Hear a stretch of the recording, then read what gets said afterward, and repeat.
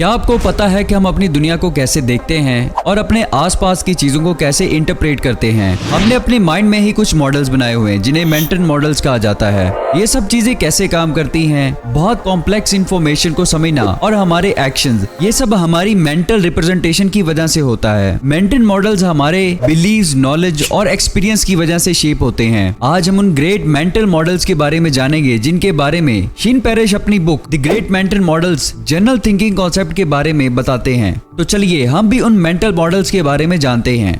Number 1, diverse mental models. हमारे पास बहुत सी different domains और डिसिप्लिन के मेंटल मॉडल्स होने चाहिए। इससे हमें अल्टरनेटिव पर्सपेक्टिव मिलते हैं जिसकी वजह से हम किसी भी प्रॉब्लम को ज्यादा आसानी से सॉल्व कर सकते हैं। अब मैं आपको डाइवर्स मेंटल मॉडल्स की इंपॉर्टेंस समझाता हूँ। अगर आप एक न्यू ई-कॉमर्स बिजनेस लॉन्च करना चाहते हैं तो आपको मार्केटिंग स्ट्रेटजी में डाइवर्स मेंटल मॉडल्स को याद रखना होगा। इससे आप अपनी टारगेट ऑडियंस और मार्केट डायनामिक्स को समझ सकेंगे। इसमें सबसे पहला मॉडल जो आपकी कंज्यूमर साइकोलॉजी का होगा, उससे आप अपने पोटेंशियल कंज्यूमर की नीड्स और बिहेवियर को समझ सकेंगे। इससे आप अपनी टारगेटेड ऑडियंस को मोटिवेट भी कर सकेंगे। इसके बाद आप इकोनॉमिक्स के मेंटल मॉडल को एक्सप्लोर करेंगे। इससे आप मार्केट कंपटीशन, डिमांड, प्राइस और प्रोडक्ट की सप्लाई के बारे में पता लगा सकेंगे। मार्केट एंट्री टाइमिंग और प्रोडक्ट पोजीशनिंग के कॉन्सेप्ट को समझ सकेंगे। और आखिर में मार्केट रिसर्च और डाटा एनालिटिक्स के मेंटल मॉडल को यूज करेंगे। इसमें आप बहुत से टूल्स और टेक्निक्स इस्तेमाल करेंगे जैसे कि डाटा माइनिंग, फीडबैक एनालिसिस और सर्विस वगैरह। इससे आपको अपने कस्टमर की प्रेफरेंस के बारे में पता चलेगा। अब इन सब मेंटल मॉडल्स को आप तक पहुंचाने का मतलब ये है कि आप जब भी कोई काम शुरू करेंगे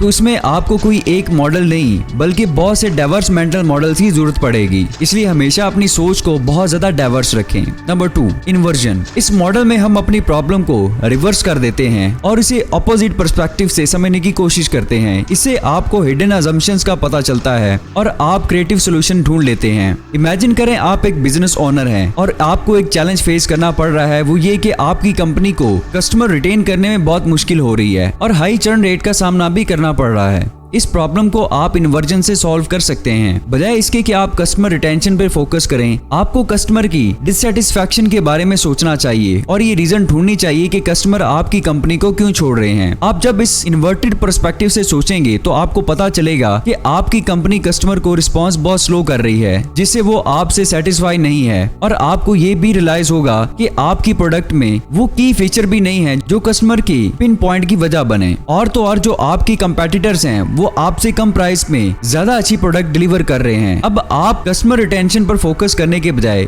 उन पॉइंट्स पर फोकस करेंगे जिनकी वजह से आपके कस्टमर आपको छोड़ रहे हैं। आप अपना रिस्पॉन्स टाइम कम करें और प्राइस को अच्छा करें और इसके साथ प्रोडक्ट की क्वालिटी में बेहतरी लाएं। इन्वर्जन से ना सिर्फ आप अपने बड़े से बड़े बिजनेस प्रॉब्लम बल्कि छोटे से छोटे पर्सनल प्रॉब्लम को भी सॉल्व कर सकते हैं। इस मेंटल मॉडल से आप प्रॉब्लम को ज्यादा इफेक्टिव तरीके से सॉल्व कर सकेंगे। Number 3, second order thinking.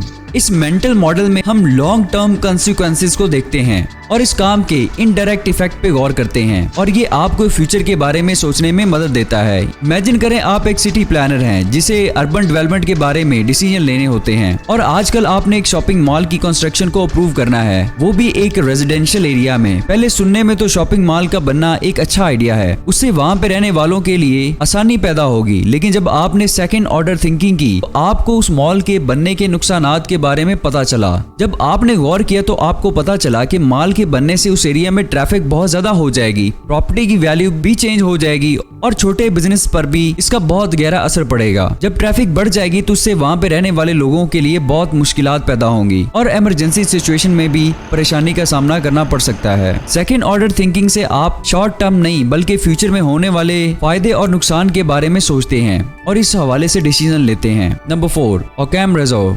ये मॉडल हमें सजेस्ट करता है कि जब भी आपको ज्यादा एक्सप्लेनेशन या थीरीज का सामना करना पड़ता है तो जो उसमें सबसे ज्यादा सिंपल होती है वही ठीक होती है। इससे आप फजूल की कॉम्प्लेक्सिटी से बच सकते हैं। इसे हम एग्जांपल से समझते हैं। सोचे आप सुबह सो के उठे तो आपके कमरे की घड़ी टूटी हुई थी। अब आपके माइंड में 2 ख्याल आएंगे, वो ये कि शायद रात को चोर आए थे या बाहर गली में बच्चे खेल रहे थे तो उनकी बॉल लगी होगी। अब दोनों में से ज्यादा सिंपल कौन सी सिचुएशन है? जाहिर सी बात है बॉल वाली।